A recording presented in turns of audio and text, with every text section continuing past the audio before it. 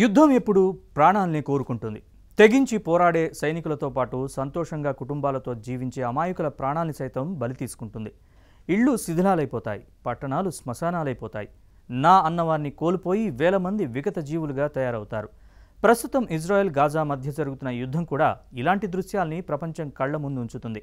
మరోవైపు ఇరాన్ చేసిన దాడులకు ప్రతీకారంగా ఇజ్రాయెల్ రంగంలోకి దిగిన సంగతి తెలిసిందే.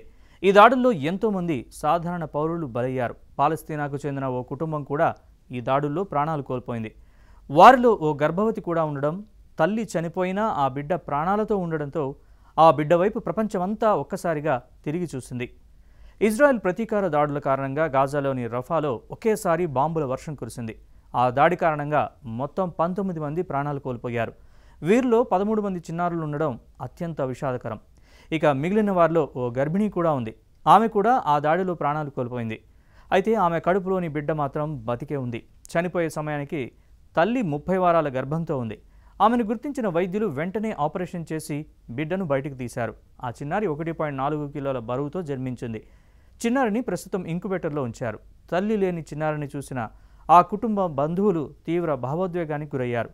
3-4 వారాల పాటు హాస్పిటల్లోనే అబ్జర్వేషన్లో ఉంచి చిన్నారిని ఎవరికి అప్పగించాలో నిర్ణయం తీసుకుంటామని డాక్టర్లు తెలిపారు. యుద్ధంలో తల్లిని కోల్పోయి ఆ తల్లి గర్భంలోనే ప్రాణాలతో నిలిచిన ఆ చిన్నారికి కుటుంబ సభ్యులు రౌ అని పేరు పెట్టారు. రౌ అంటే స్ఫూర్తి అనే అర్థం. యుద్ధం స్ఫూర్తిగా పెట్టుకున్న దేశాలు కనికరం లేకుండా పరస్పరం బాంబు దాడులతో ఒకరినొకరు చంపుకుంటూ ఉంటే, అదే యుద్ధంలో తొలి ఊపిరి తీసుకున్న ఈ చిన్నారి యుద్ధకాంక్షతో రగిలే దేశాల్లో శాంతి స్ఫూర్తిని నింపాలని సగటు మనుషులుగా మనమంతా కోరుకుందాం.